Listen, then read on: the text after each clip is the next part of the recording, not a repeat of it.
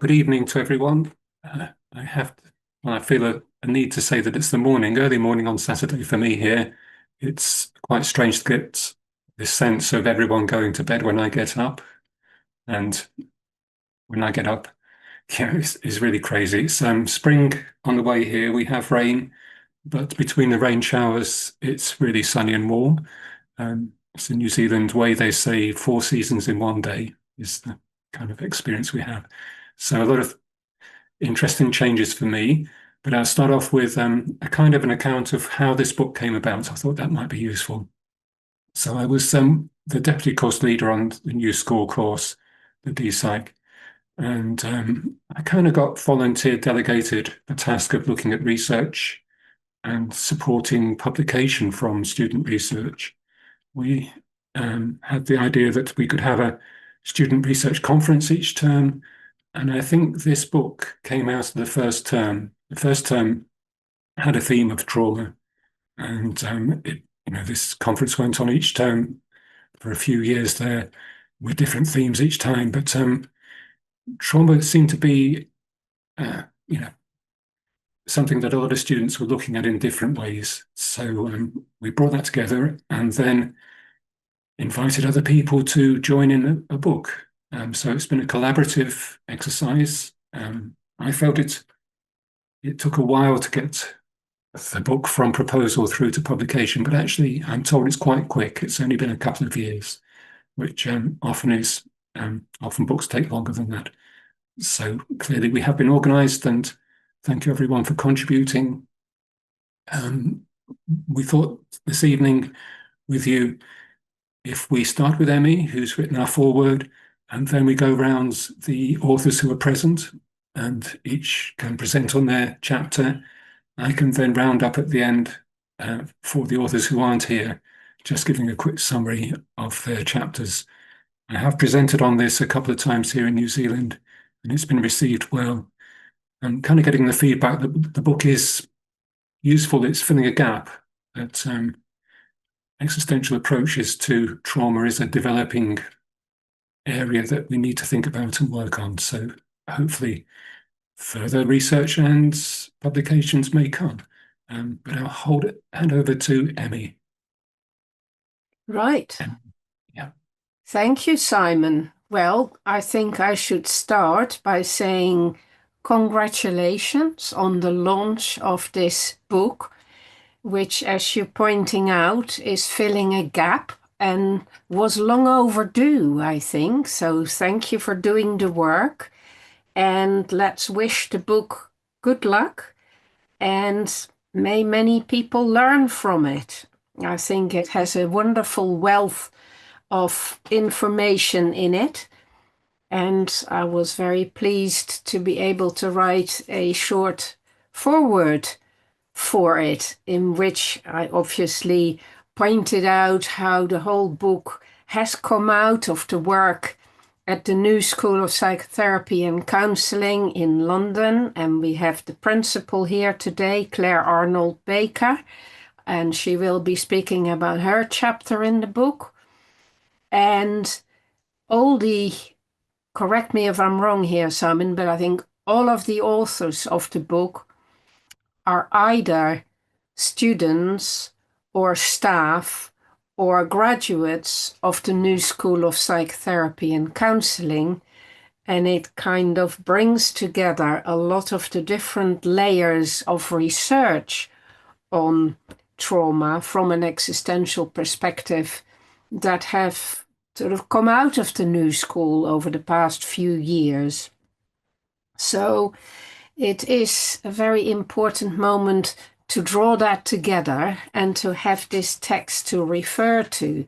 Why is that important? Well, because the existential approach to trauma gives a very different take on it than the kind of current established ways of looking at trauma.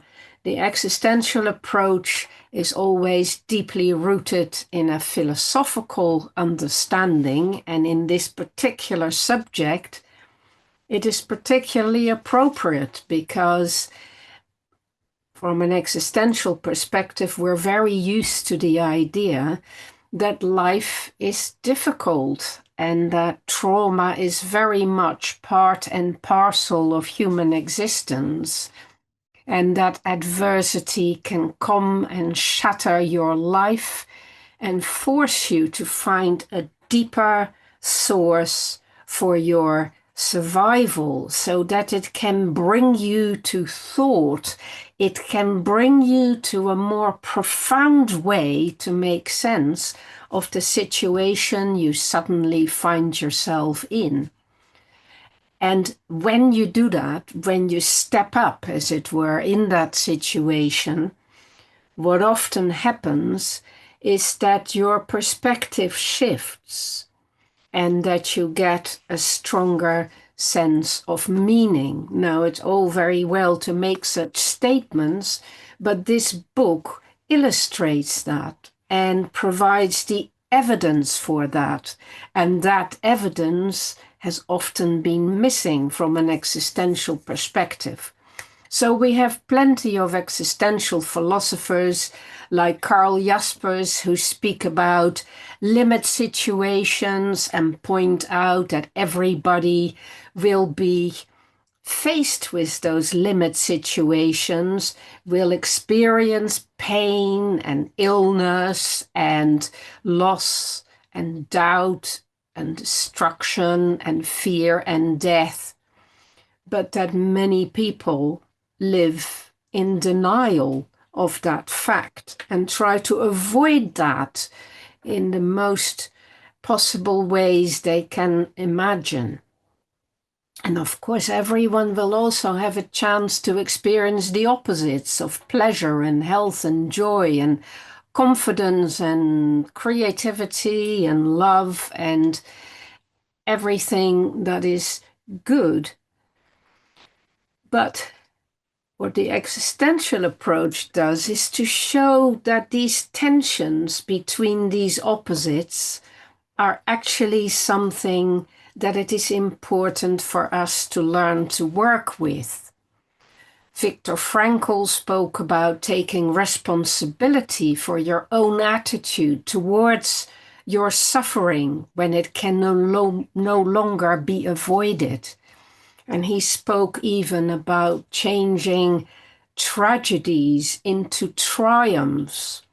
So this idea that from an existential perspective, there is much to learn from trauma has been around for decades and even centuries, but it is only now that we are getting to formulate it more specifically. And I think this book really will give us sort of a stepway approach towards doing that. Now, in my foreword, I also speak a little bit about how the idea of trauma is always central to existential literature, not just to existential philosophy. So, for instance, Flaubert in Madame Bovary talks about existential crisis and describes the suffering in great detail. And Dostoevsky, for instance, in his novel Crime and Punishment, illustrates the very difficult path of dealing with adversity, even when you've brought it upon yourself, as is in the case in Crime and Punishment.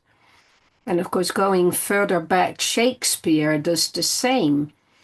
All these kinds of well-known, highly successful novels and plays are poignant examples of people going through traumatic experiences and having to bring out of those their existential learning, discovering all kinds of rules and laws about living.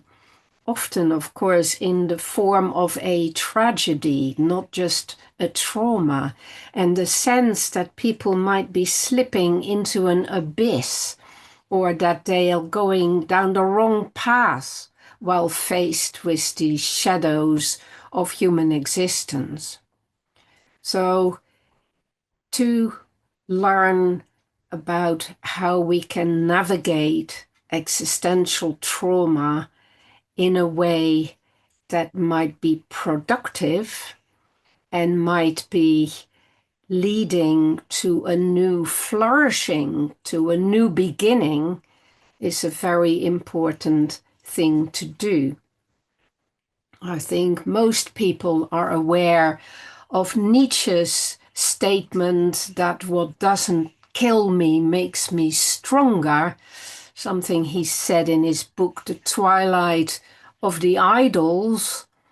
But I like to remind people that this isn't strictly true, that some things actually do kill you, and that some trauma is lethal, but that once you have been able to survive your trauma, then you stand a good chance of learning and changing from it, and indeed to do this thing that we see in these novels and plays, which is to become a hero or a heroine in your story and find a way to transcend this problem and kind of rise up to a different level of experience altogether. So this kind of emotional and mental journey of transformation is possible, and it is different for each person. And it isn't always successful, but as existential therapists, it's our job to understand how we can enable people to grab a hold of that and to find this new mentality of mastery over their fate and to learn to tolerate anxiety and uncertainty and to find out new things on this journey of adversity, which brings understanding of new things like truth or kinship and loyalty and generosity and overcoming yourself and honesty and owning up and understanding life, and also sometimes discovering a sense of humor and different ways of being with these difficulties. In other words, it's all about finding new ways of standing in your troubles and becoming more resilient. Now we're going to hear from many authors who are actually many researchers who have looked very specifically at how people have done that in very particular situations and how they have moved from what might have been seen as victimhood and affliction to something much more promising and much more with much more future to it. And I shall be looking forward very much to hearing from them, because they have looked at how they can take people in that situation to become authorities on their own fate and to actually share the wisdom that they have brought out of the difficulties and the purgatory that they have been through. So thanks for letting me speak, and over back to you, Simon. Thank you, Emmy. That's very inspiring and a wonderful overview. Um, yes, for me, what was most interesting was that there is such a variety of different traumas and responses to them and Hmm. ways of understanding. So, yes, people are creative, but you're right, limit situations, everyone is stuck in some difficult encounter with austerity and they reveal aspects of our vulnerability, our mortality, our transience, and we have to make sense of that. But moving on, we've got a few authors to listen to. So shall we follow the um, the book chapter in its order, and Claire, you would be next. Thanks, Simon. Um, and thank you for letting me be a author in your book. And it's, as Emmy said, it's wonderful to see so much of contribution that the New School of Psychotherapy and Counselling has made to this book through all of the research. And yeah, and seeing all of our graduates and students and staff members here today contributing to the book. So and congratulations.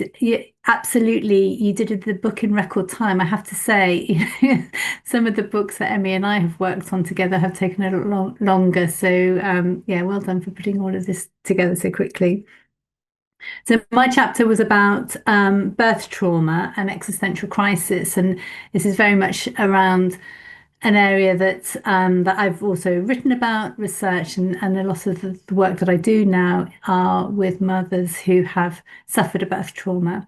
And I think one of the things about birth trauma is that it's not universally seen as most people think about giving birth as something that's joyful and welcomed and a loving experience. And there are a significant number of women who have, really difficult and often traumatic births.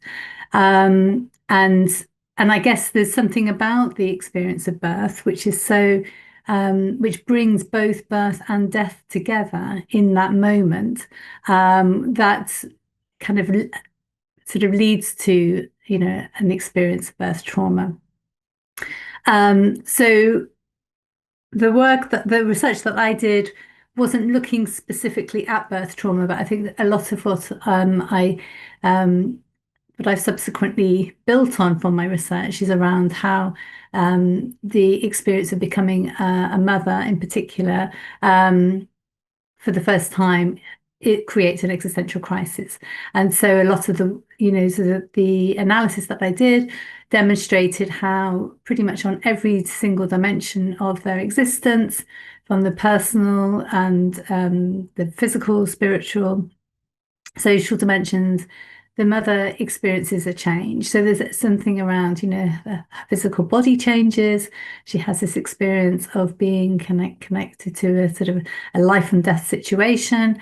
And then, in terms of social roles, that those change. She takes on a new role in society.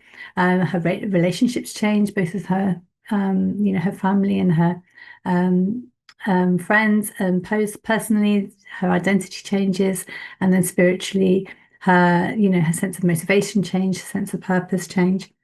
And so there's something about that kind of existential crisis on top of what could be a traumatic birth that really does lead to this kind of idea of an existential shattering, and that Hoffman talks about in his work.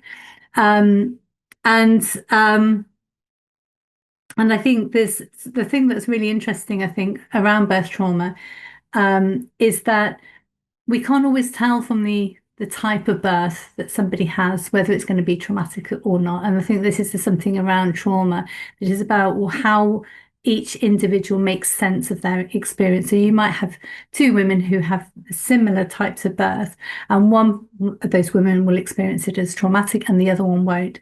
So I think that really highlights for me that kind of important element of trauma, is that we can't tell from the outside as an outside person how a person experiences trauma. It's very individualized.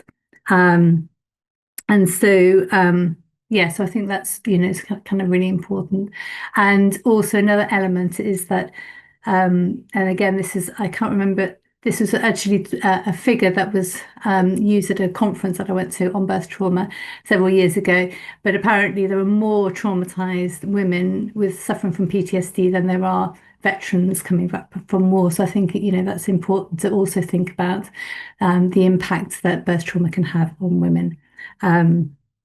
So I'll probably just leave it there, because I also want you to read the chapter and the book, so I don't want to tell you everything about what I've said. So I don't know, maybe if people have got more questions, then yeah, I'd love to kind of answer those later. Thank you, Claire. Yes, this is a little bit of a difficult thing to manage, to get everyone to speak and then to have a bit of time at the end, hopefully, for some questions. So thank you for being brief. We'll move on. Do we have Natalie here at all? Um, Natalie Fraser. If she isn't here, I will just mention quickly her chapter on enduring rape and some very useful exploration that she has around myths. So traumas always take place in social contexts, and identity transformation is a difficult part of that. What does it mean for someone to have become perceived as a victim or a survivor or an accuser? And they're not roles that they wanted to take on, and it's challenging to think about the consequences of the trauma, not just the physical impact on the body, but how do we now make sense of our life? I won't say any more, saving time. Moving on, I wonder, Amy Bramley looks at grooming in adolescence, and April Mangan looks at childhood abuse, particularly around this idea of event centrality, the idea that someone makes sense of their existence by reference to this event, this trauma that has happened for them, and it becomes attached to their identity again. Scrolling down through my list, Chloe Padosis Mitchell. Is Chloe with us?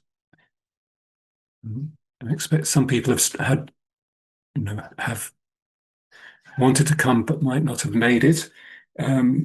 If not, Chloe's looking at, I mean, you have the book, don't you, already? So, she's looking at traumatic grief, and it's a really good chapter to look at. Tanya, surviving cardiac arrest, and then Jackie Sewell. I have seen you. You are here somewhere, hopefully. I am here, Simon. Good. Do you want to give us a brief outline of your chapter? Okay, thank you. So my chapter looks at the impact of anti-Black racism on the individual. And what I wanted to do in this chapter, and in fact my research, because the chapter does come out of my doctoral research, was to challenge the narrative that that Black people who experience anti-Black racism are in some ways, kind of scarred by that permanently. And even their subsequent generations are scarred by that, irrespective of historical context or irrespective of any other kind of factors, such as their own experiences or cultural identity. So what I wanted to do was actually to focus very specifically on groups of people or groups of women specifically, who I felt had actually challenged that through their achievement in the workplace. So I looked specifically at the experiences of a group of women, and I will hold my hand up. I'm one of them, who are the children of the Windrush generation. So I'm not sure how many of you are familiar with that, but the Windrush generation are a group of people who came from the Caribbean to the UK post-war, so from about 1945 to the early 60s. And I was looking at not only their experiences of their parents, but also the experiences of their daughters who were born in the UK. And obviously they're being shaped by the experiences of their parents. And I don't know if Emmy remembers this, but I remember when I was doing my Pat Viva and I was talking about it. I think originally I was going to look at women of Caribbean heritage. And I think Emmy said something about, well, how different are the islands? And I think, well, actually, there are differences between the islands. And I think this illustrates the point that I'm trying to make. There are not only differences between Black groups, there are also differences between Black people from all different cultural identities. So I think with Emmy's guidance, so thank you for this, Emmy, I decided to focus specifically on women of Jamaican heritage, which is also my heritage as well. And what I wanted to understand was how the impact of their heritage impacted their experience of anti-Black racism. So in my research, all of my participants particularly in their formative years. All of them had experienced racism. But what was interesting is that those who really did, kind of achieve and actually, in terms of build a kind of healthy psychological functioning, it was really their kind of connection to their cultural identity and a way of not only looking at their blackness as in some way, of less value, but being able to reconstruct their blackness and reconstruct their identity as something positive. And I think it does fit with a lot of what Emmy was saying, and also some really broader existential themes around the fact that, trauma happens to everybody, and there should be no reason why anti-Black racism is going to be the one thing that is going to destroy your life. There will be lots of things that people are going to contend with. And in my research, I mean, there were a number of people, obviously, who had other factors that had contributed to their lives, which were also difficult. But what these women really demonstrated, I think, in my research, was that they were able to give some value back to their lives, and also to connect with their agency. And again, that's another important theme within existentialism. And I really wanted to challenge this, which I feel is as a kind of dominant narrative, that somehow the experience of anti-Black racism renders you a victim, and a victim forever, and even your subsequent generations become a victim forever.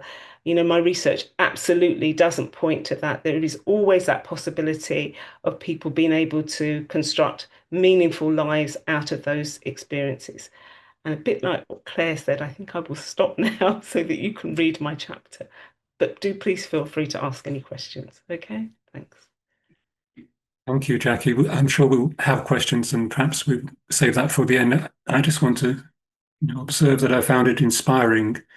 My growing difficulty with the idea of trauma was that it's commonly associated with some kind of psychological damage, or there's something wrong with a person, and I don't think there is. I think that anyone would struggle with difficult situations, but as Emmy said in her introduction, you find the heroine, the hero within the experience and overcome.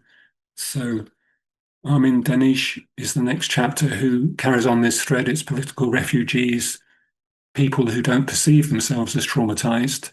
They perceive themselves as choosing to stand against an oppressive regime, and therefore they can expect to be oppressed. And they have members of their families killed, and they're suffering because they're in prison and they're tortured, and they become a refugee. But it's suffering that they have, to some degree, brought on themselves by deciding to stand against oppression.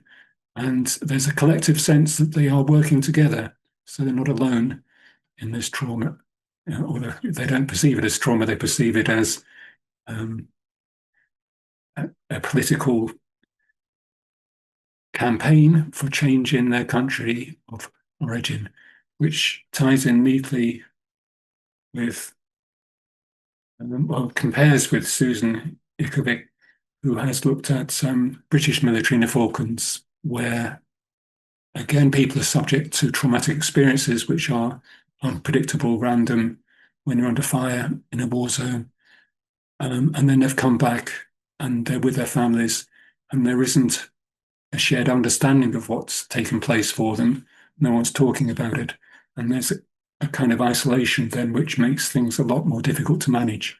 So if you have agency in relation to your austerity, if you have a collective connection with others in relation to the difficulties, you are more able to deal with it and find meaning and purpose through it, which I thought was a really valuable and useful finding from the book. And we'll move on to Niklas, who identifies some of this as well. Thank you, Niklas. Absolutely. Really useful. Yeah. Thank you so much. I mean, Emmy stole some of my sandwiches. That's an expression we have in the military when someone says everything that you want to say. I'll see what I can add to it. Thank you very much to previous speakers as well. So my research was on humanitarians. I used to be a humanitarian in war zones. So I was hoping to research PTSD on humanitarians when they returned from these scary places like Afghanistan and Iraq, etc., and totally failed. They weren't traumatized. They didn't talk in terms of PTSD. They talked about some things was scary, and the most tricky thing was actually coming home. So I did a deeper dive into it, desperately trying to save my doctoral research, and I found out that suffering is quite human, as we all know. And that's in every culture, all through history. But the delineation of like suffering to trauma, PTSD, that's something very new. Kind of comes somewhere from Freud and then marketed by van der Kolk, etc., to create this rigorous thing. And so what my chapter actually become, and what much of my doctoral research, and this chapter in this book is what happens when you inscribe yourself with trauma, when you label yourself as traumatized, or someone else labels you as traumatized, right? What happens with that suffering that then becomes a thing and reified as this thing and has all these medical supposed research around it. And I guess to summarize what the chapter comes up with is that it creates three things. It creates a vulnerability, right? I'm going through life, things are happening to me. I am currently in the army, and you see things and you go, oh my God, I might get traumatized. And this is something that the humanitarians talked about as well. Oops, I'm scared of getting this, of catching this, right? So instead of being resilient to even the next level, which is anti-fragile, that thing of growing through adversity, you are more vulnerable. That's one possibility. The other possibility is stuckness. You get stuck in this story, so whether you get it, this trauma or not, but if you now think that you have it and you're working with someone and you feel that it just gets worse, you can't get out of it because this is your life. This is who you are.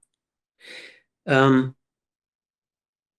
finally, a different group, those of us, all of us that suffer and that we want to have an identity, we want to have a reason for why we do all these crazy things and why we have all these preferences and why we always get into trouble and always have these perhaps unfulfilling relationships. And that is the subcategory of clients who are looking for the answer in terms of what was it that happened.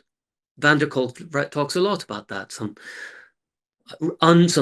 trauma that can be recovered, that you can kind of remember, and then you realize it was all because of that. And that's it's not you, it's that over there. So you relinquish your freedom, you blame that as opposed to taking care of yourself. So what my trauma ends on then, what my chapter ends on is, how do you work with that? How do I take in your story, which is perhaps that you are traumatized, and totally believe it, totally hear it, yet start to look at the edges, when there is a bit of freedom, when you can have a bit of choice, when you can have a bit of growth, and this ceases to be this determining reason for everything in your life. And yeah, that's what I wrote about. Thank you. Thank you, Niklas. Yes, you're reminding me of this core principle in existential philosophy that Freud and his gang were looking at the past, trying to find the root cause of what happened with this cause and effect flow through life. Whereas existentialists will look at the future and potential for non-being and be a little bit more concerned about how we're going to manage our lives going forwards. So yes, the client who comes and wants to know why they are the way they are, looking for that trauma that they may have repressed, needs a little support in thinking forward in life. Yeah, it's really useful. Thank you. I need to mention Polina Luknova, and her work overlaps with my own in the idea of vicarious trauma.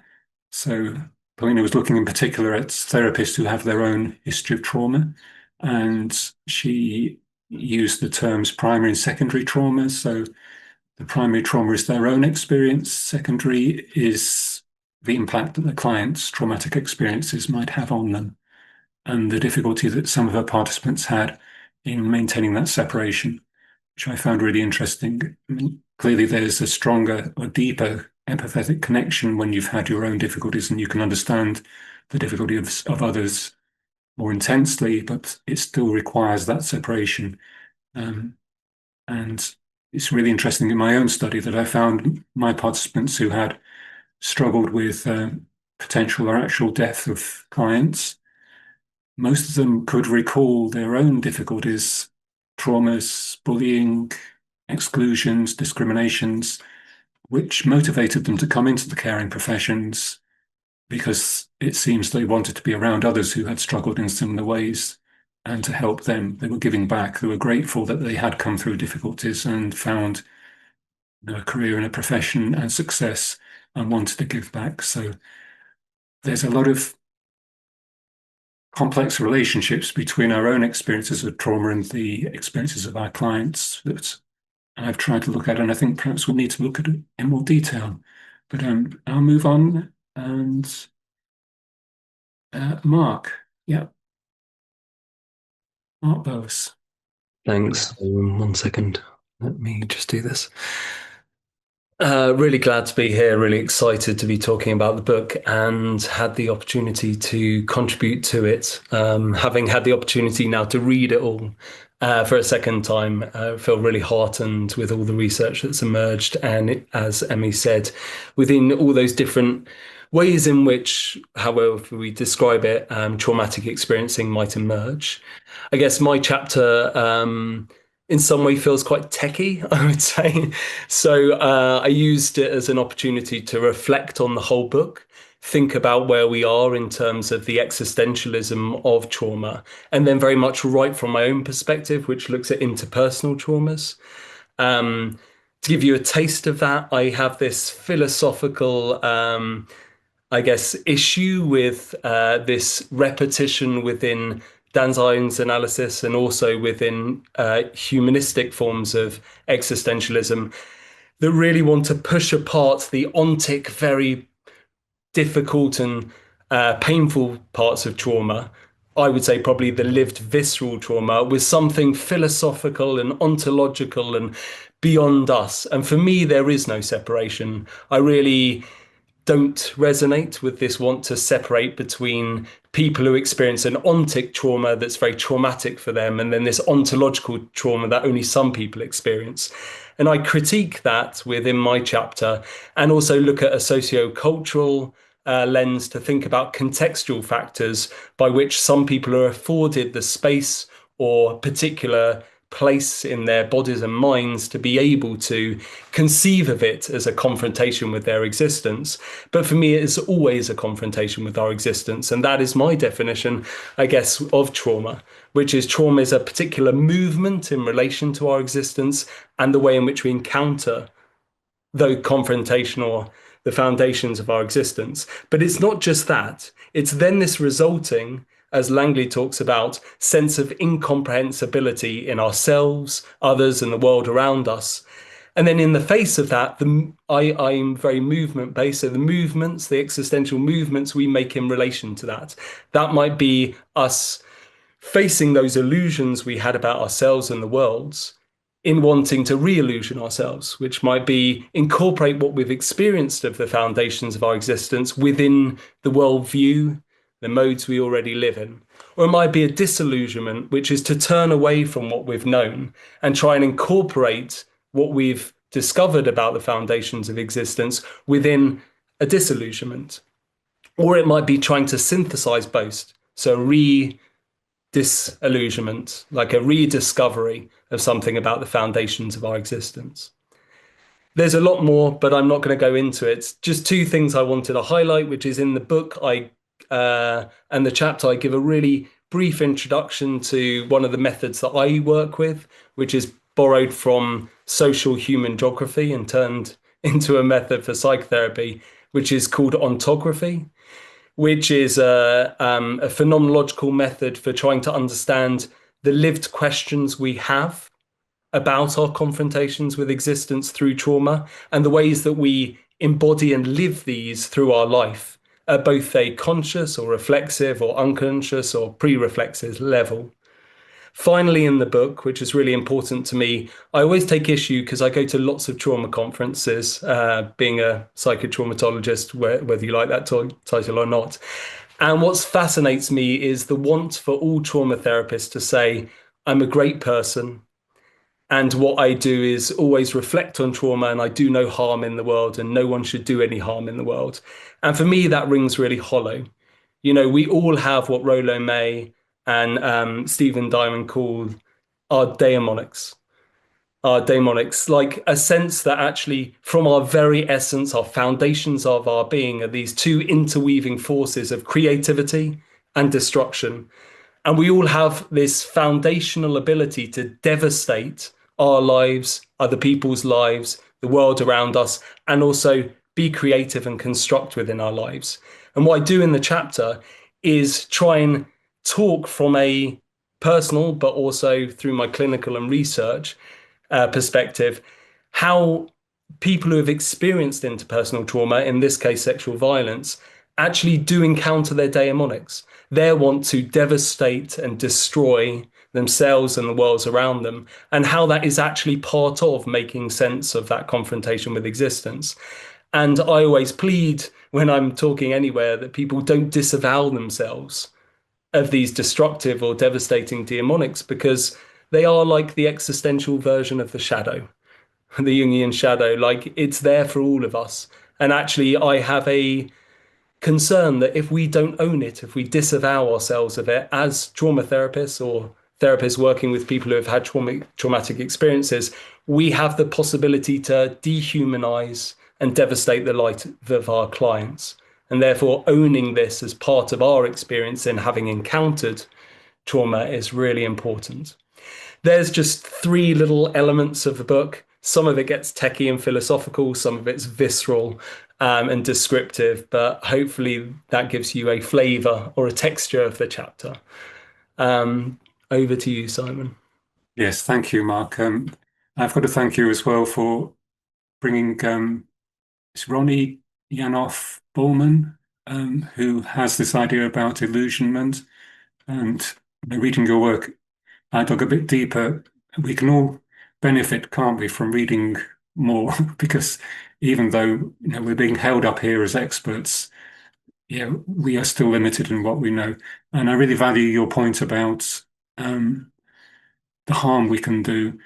So if I remember Ronnie's formulation, she's saying that most people suffer from illusions of invulnerability, and trauma reveals realities like the world isn't safe, the world isn't meaningful, and you are not a worthy person.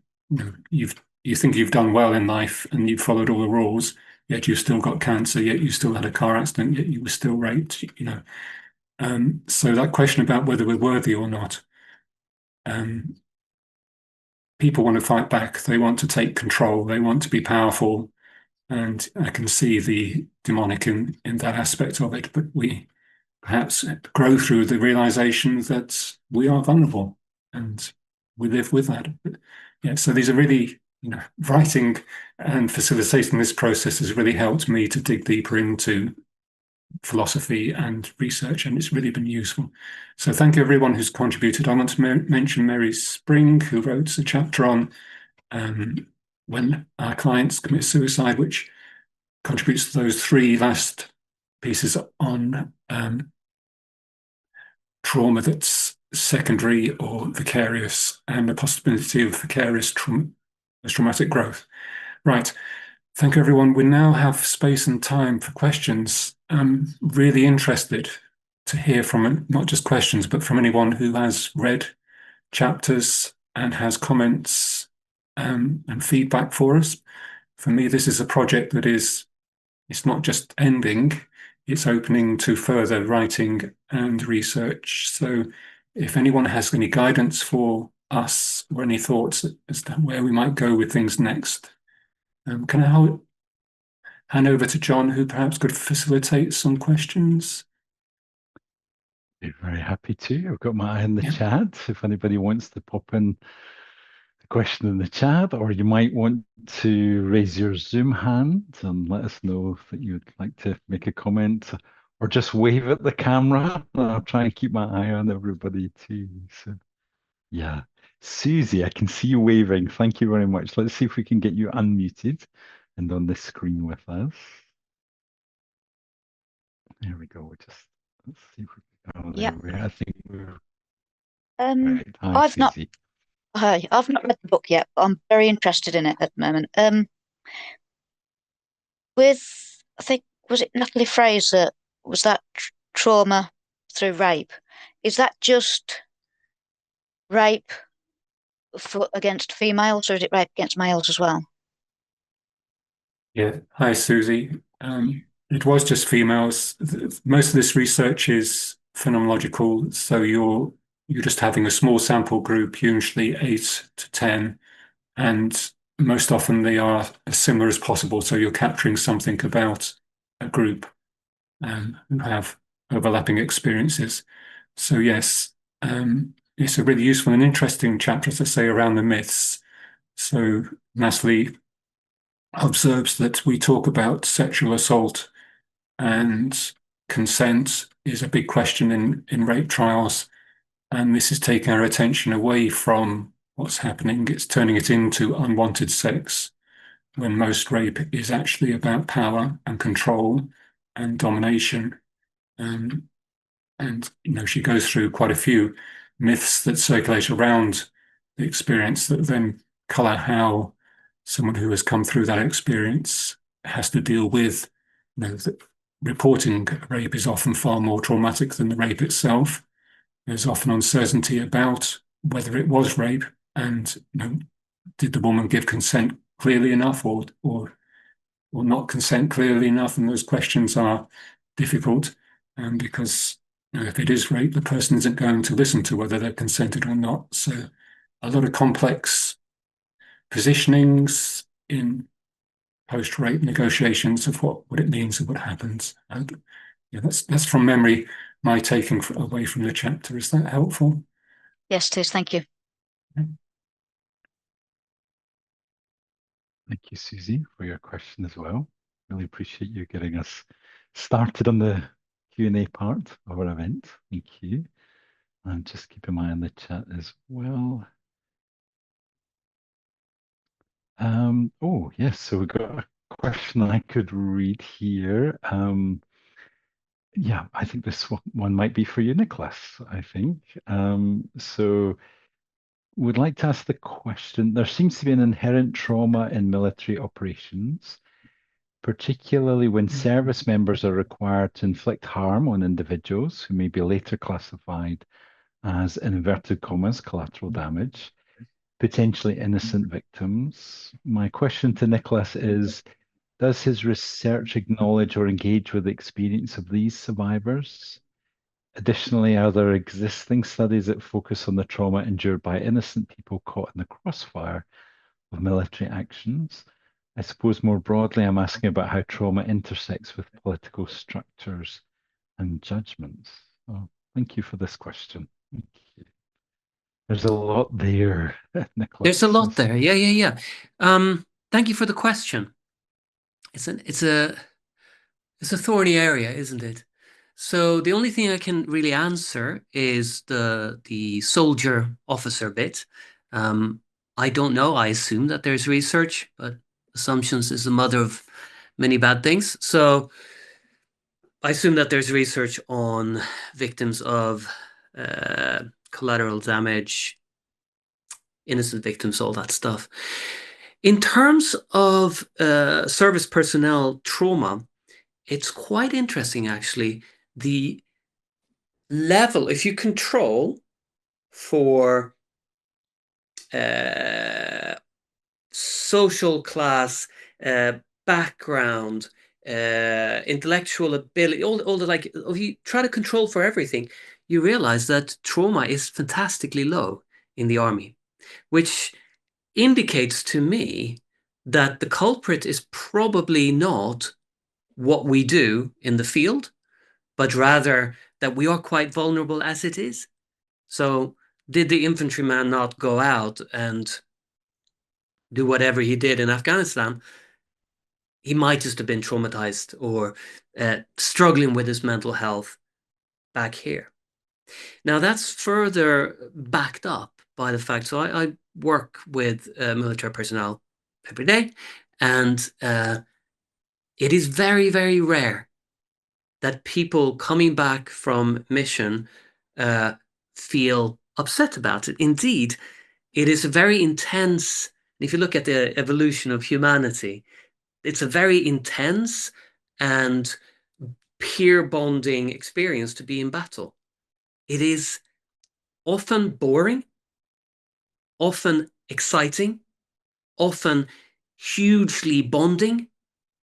And the times that it's scary, well, that's probably not the thing that we stay with. So I would caution over or exaggerating the effect of like PTSD. If you go to war, you will get PTSD. Well, our species would not have survived given the stuff that every animal, or at least every carnivore, does to other animals, and the fear that every herbivore experiences. And in the same way, tribal warfare, since the beginning of time, the little records we have, things get ugly, and humans have survived it since the beginning of time. So yeah, that's a long answer to, and probably not an answer to what you were asking. Classic. Sorry about that. Thank you, Niklas. Thank you. It's just such a huge topic. Yeah. So got one in the chat, and also, Carol, I can see you've got your Zoom hand up. Let's see if we can open your microphone, Carol. Hi, yes. On a related matter, something kept cropping into my mind. I haven't quite formulated my question really, but the idea of moral injury kept cropping up in my mind alongside these things. I'm just wondering if that's covered anywhere in the book. I haven't read it yet, but I'm thanking you all for so many. I mean, my mind just is exploding with all these different ideas, and but that seemed to be something that might sort of thread its way through, but I'm not quite sure. Thank you. Shall I take that, Carol? It's not in the book as far as I remember, but it is written by Lewis Hoffman. He has an article in the Existential Analysis, and he is saying that it overlaps significantly with trauma. There's also concepts like epistemological injustice. For me, I'm writing a bit more on, and it's like these ideas emerge and are given different names, but the experiences behind them are all human. And like, in social sciences, we constantly need to reinvent language and claim that we've found something new. Well, we haven't. We've just experienced the re-emergence of a phenomena that other people have written about and known in new language. And that's an interesting thing for me. Yeah, so I'm starting to write a bit about existential theory and practice, not as a textbook history of this person came up with this idea in this time and then someone else read it and did that, but it's constantly emerging in human affairs because we're all human and we all exist and we all encounter austerity and trauma. Yeah, so I don't know if is that a useful answer? Yes, very, very. It sort of puts a bigger context on things too. Thank you. Perhaps I could add something to that. It seems to me that some of the chapters do actually speak about that. For instance, Jackie, your chapter brings that very much to the fore, I think. The idea that you can either respond to the situation simply with moral outrage and feel that you have been really treated very wrongly, or you can kind of perceive in your traumatic experience a kind of call to rising to a new moral level, which surpasses what people have been able to do up to then. It is as if those of us who get traumatized are called to try and make sense of what is happening in society and in the world and to us personally, and to come up with an answer that shouldn't have happened. You shouldn't have done that to me. I'm now going to be messed up for the rest of my life and it's your fault. But that comes up with an answer that says something like, how did this happen? Why does this keep happening? What happens between people for this to occur? How can we look at that in a different way? How can we make sense of it?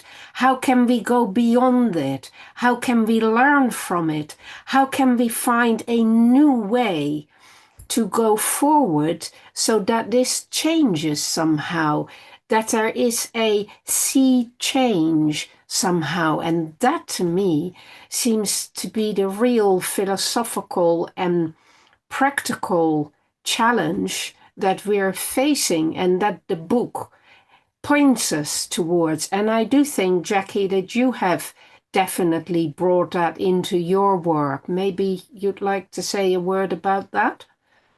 I think actually I'd even go a little bit further than that, because when you were speaking, Emmy, what came to my mind was, as I was trying to describe in my piece, my focus of the research was on the daughters of, or specifically Jamaican daughters of Windrush parents.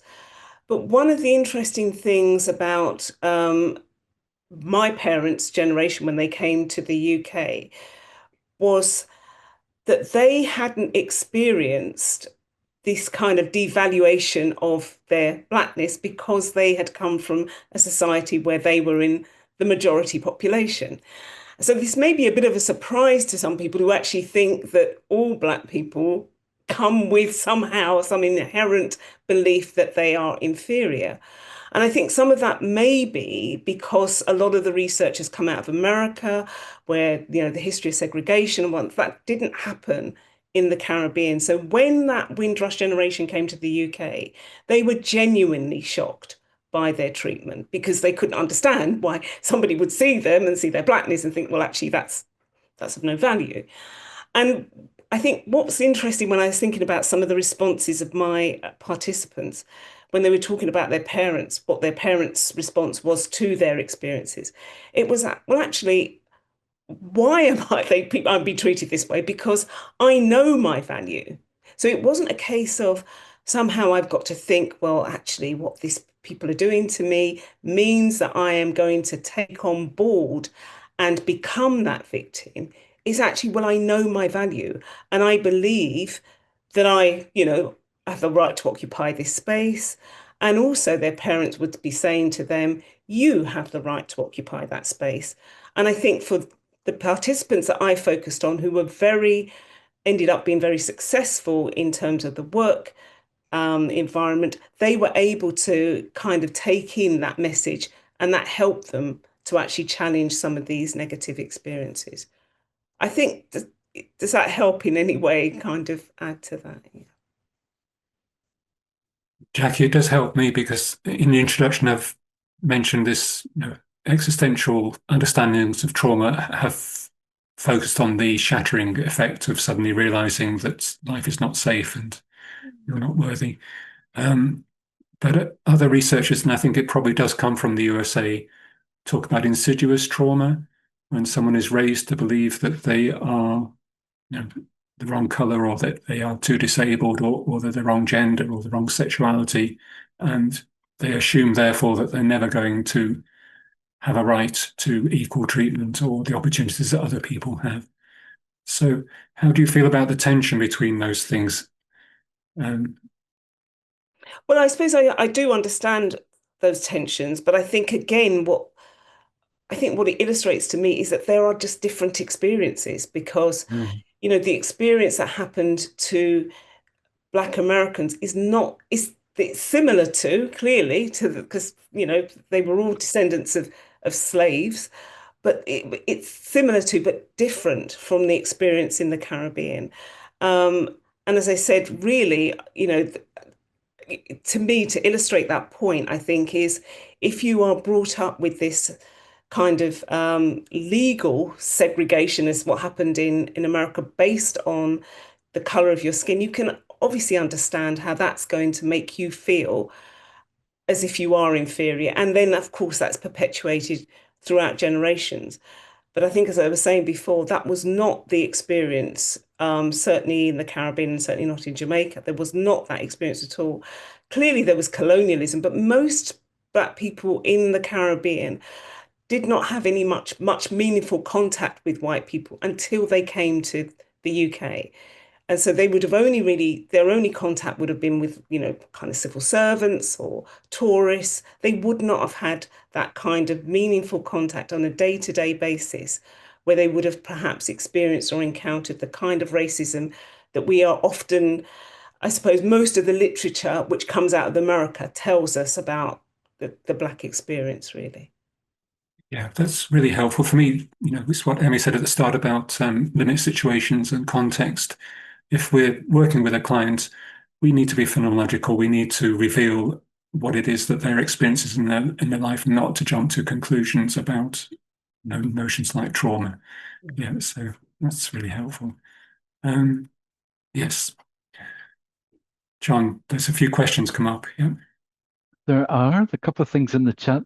I was also wondering, because I think I'm hearing some things that could be easy assumptions for me to make as a practitioner that who's maybe could be more well informed, I guess, so more well informed by the book. And I was wondering whether there might be other assumptions from other chapters, I guess, that you might think, oh, this would be really helpful for colleagues to know. It might be maybe counterintuitive to what I might hold. I don't know if that question makes sense. If not, there are a couple of things in the chat as well. yeah. Shall we think about that a bit as we go for the Claire, I questions in the can chat? see. Because it's a good question, John. I'm going through my reading and thinking, what haven't we mentioned? Yeah.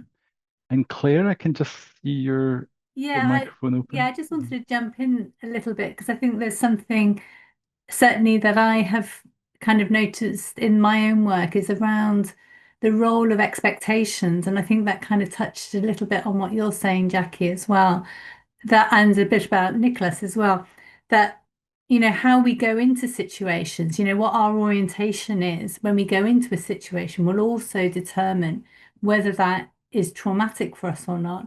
And I think a lot of the work that I do with mothers is really helping them to reevaluate the expectations that they had going into the birth that led it to feel traumatic. Obviously, there were some things that had nothing to do with expectations, but a lot of the work that I end up doing with mothers is around this kind of real mismatch between what their expectations were and then what actually happened to them.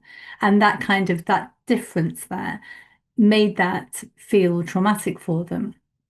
So again, I just thought that, that kind of felt that it was sort of, there's something about that, and I think certainly what you were saying, Jackie, about, sort of people coming from Jamaica, for example, and then being really shocked by the experience that they had because they weren't expecting that kind of experience to, when they arrived here. So there's something around, what we make of life and like existence, and then how we get confronted by that in terms of experiences, and then how we make sense of that. And that's the bit, isn't it? I think, and that's what I noticed as well in terms of how different experiences, which may seem very similar, can be experienced so differently for different people because it's their, what they were expecting or how they made sense of it is that kind of individual part of it that was, so I just bring that in. Thank you, Claire. Sorry, John, can I just respond to your question? Thank you, Claire. A couple of chapters there. We have April Mangan, who's talking about childhood sexual abuse and the potential to have post-traumatic growth at the same time as continuing symptoms of post-traumatic stress disorder. So it's not either or. You can recover and have strengths developing at the same time as continuing symptoms. And Amy Bramley's chapter on grooming, at the time that an adolescent is groomed, they don't know that they're being groomed. They think that they're having a relationship, and they're inducted and groomed into thinking they're making choices. And only, Emmy, I think, says on average it's 16 years later they come to realize that they were groomed. So this is a trauma that emerges sometime after the event. And it's the meaning of what happened, which is again problematic. So lots of the chapters have these little details that are really crucial to bear in mind when you're working with someone as a practitioner as to how you would frame and understand what's happening for them. But I know there's a hand still up, Carol, and people. So John, back to you. Well, yes. Thank you for that, Simon. I think it can be so easy then to bring an idea about how the client we expect them to be, but I think it's so helpful to be having some of these other bits of knowledge so that we're kind of more open. Really appreciate it. We've got a question in the chat here we can come to. What about the dysregulations of the nervous system that research showed is caused by complex traumas? What is the existential view about the fact and how to go forward in life? Sorry, about that fact and how to go forward in life, overcoming the trauma, as Niklas said earlier, despite this phenomenon? Don't some traumas have to be owned before they can be overcome? Should I have a stab at that? Thank you, Niklas. Yeah. I'm not going to go through the whole Buddhist parable here, but there's a story about, the first arrow hits you and that hurts, and then you're lying there and you're in pain and you are furious at who shot it or something like that. That's the second arrow. The resentment. I think that the story that we have, that something bad happens to me, something overwhelmingly bad, and then there's this fantasy that this is then stored in the nervous system in some magical polyvagal way, which is nonsense research, by the way. Talk to any neurologist. It doesn't work that way. So then I have to then go into it, own it, and that somehow by owning it, it will disappear. And I do believe that understanding how I got here is really useful for me. But the idea that almost like a curse, that I am tainted by this terrible thing, and I have to go through this exorcism of owning and sitting with and regulating my body and my polyvagal system, whatever it is, in order to be blessed away from this. I think that sounds quite medieval to me when I read Van der Kolk and Gabor Mate and the likes of that. So my very shorter answer to that is no. You don't need to own it. You please do learn about it and learn about yourself and learn what happened and learn what your choices can be in the future and learn why perhaps you're making specific choices because you learned something by that bastard in the past. But you don't have to go through that whole recovered stuff. It's a myth. Thank you, Niklas. Can I also bring in something else on this? So I've read an article by John Upton on the phenomenological experience of being in an earthquake. So it's quite a visceral description of being on a mountain with his wife in a stone-built building and everything starting to shake and the dust coming up. So they were choking and not able to see, trying to get out of the building before it collapsed on them.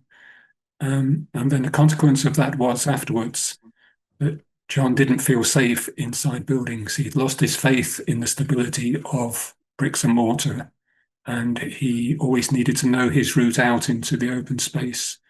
His body was just not comfortable in an enclosed building, and he used a movement-based Buddhist meditation practice to take hold of his body and to ground himself again and to trust the ground under his feet. It had to be worked on, to that faith in the ontological reality of the world and its stability had to be recovered. Is that helpful? Can I add to that, Simon, just very quickly? Notice there, he had to work on his faith to be back in reality. Yeah. So this is not some kind of body keeps the score. It's a much more subtle and existential way, not as linear. Yeah. Emmy, thank you for your dimensions of existence. We are, because we are all those things at once, embodied, personal, exactly. social. So there's lots of stuff happening and lots of different dimensions.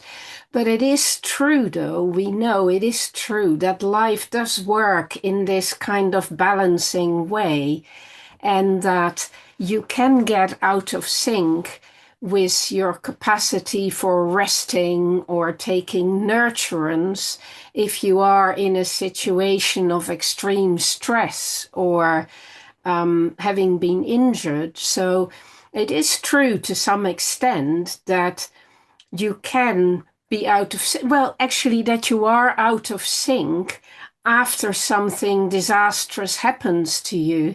And the first thing, and Niklas will this know better than any of us, the first thing you do when you intervene in working with people who've been through a natural catastrophe is not to talk with them or talk about emotions. It's about safeguarding and getting them back to being able to have comfort and to be safe in order to be able to rest, get over their wounding, healing, and taking nurturance again. So I think existentially speaking, we know full well that to deal with trauma, you have to be back in a position where you can do the rebalancing of your system, both physically first, but also then with other people, because often in traumatic situations, you lose your faith in humanity, you lose your faith in how people treat each other. So you may need to have to get back to being with people who treat you well in order to get back to being able to measure this for yourself, engage it, instead of having these negative expectations or, being so disillusioned. So there is that mechanism is in place. But I know what Niklas is saying about putting everything on that and acting as if somebody, once something terrible has happened to them, they are kind of shot for the rest of their lives, and they're going to be walking around as wounded people. It simply doesn't work like that, except very rarely.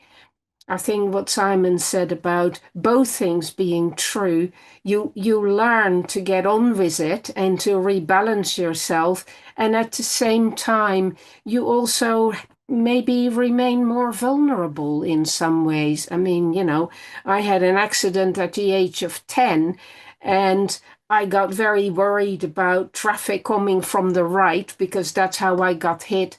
And I sometimes still think I have a little bit of a response to it, but it's par for the course, and it's been absorbed by a capacity to make myself safe and to trust life again. And that happens for most people, and that is what we need to remember.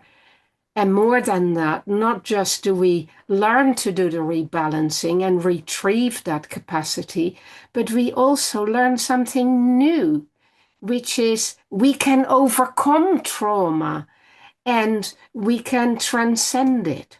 And that is the bit that the book really brings out, isn't it? Yes. I need to correct myself. It's Jason Upton, not John Upton, the book, the article. I think what we're describing here, it makes the book completely compelling. You've got to get the book, read it, and because I think especially what you're saying here, Niklas, I can see colleagues in the chat going, "What? What are you saying here?" So, and this is what's so important about research, to be doing that work and go, what is really going on here? Because there's what I want to think is going on when I'm doing therapy, but it's really happening. That's right. Very true, John.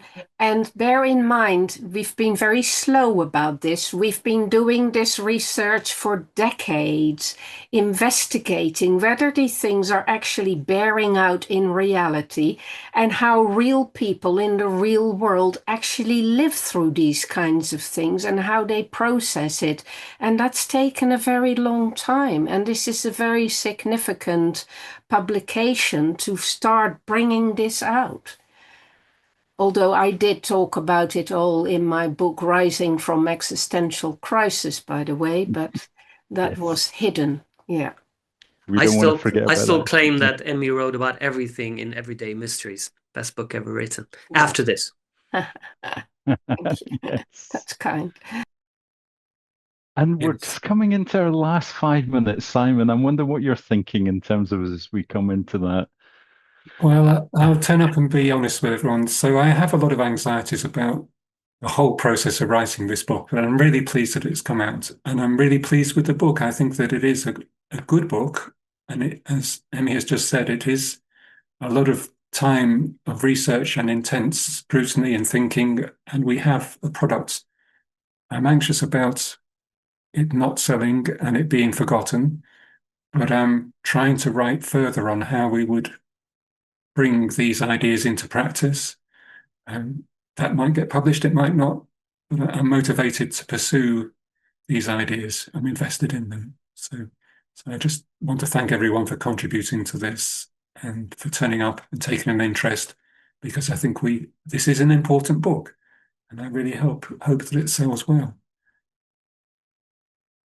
Thank you, Simon. Thank you. And with a few minutes to go, any of the other authors might have any parting comments for us, any kind of thoughts? We've been in some big topics these last We have got 10 Carol, well, who's been trying to ask a question, John, for some time, so maybe just a little. Carol, yeah. did you want to ask? Yeah, maybe. And Jackie, I can see your microphone is open as well, but No. I just wanted to say thank you to Simon for actually pulling this all together, really. So thank you very much for it, Simon. Okay. Yeah. And just a couple of very quick things. I had a couple of reflections, but it's too late now. But the whole context of peer support and people referred to now as experts by experience, who often use their own experience of trauma in trying to counter epistemic injustices that are encountered within the mental health system and the whole complexity of that. But I'm also thinking on that note, John, how can we promote this at the AD4E festival that's coming up? I'll leave that in your hands, but it's an idea because I good think that would be question, very Carol. good. That would be the most receptive audience in a way. I don't know if it's too late to put anything on the agenda, but Well, and maybe some of the colleagues who have authored might come and do some workshops with us at online events as a way of keeping the book in mind and expanding some of that learning. I know, Jackie, we were having a little bit of a chat before we came on live. It would be wonderful. One of the authors had space and time to come and do that. Emmy, are you Yeah. taking part in the AD4E festival this year? No, not this year, no. But I will be taking part in the Compassionate Mental Health Conference next week at Kingsley Hall. And this will certainly come up there as well. That'll be a face-to-face conference at Kingsley Hall, you know, the place where anti-psychiatry happened. So we're having a pop-up therapeutic community there for a day, and I will be there in person talking about well, these kinds of things. How do we find resilience when we spend a lifetime thinking we're mentally ill? And how do we rebuild ourselves out of that kind of trauma? Now, it's a very similar sort of thing. Yeah. If you know anybody who is at the AD4E festival, you might get them to mention the book. Yes, well, I'll definitely be there. And Carol, Okay. it sounds Yeah, like you will be exactly. there. So Yes, yes, that would I be a charge every wonderful thing to opportunity. do. Right. Yes, wonderful. Yeah. Well, here we are at the end of our time together. It's really been an honor for us at Online Events to host one of the launches for the book. So Thank you, Simon, for that. And thank you to the authors that are here as well for making time to come and give us some sense of what we can expect from the book. I think it's been a really a wonderful way to whet our appetite and to know that there's definitely some ideas that will be new for us as we think about, as we read the book and think about our practice as well.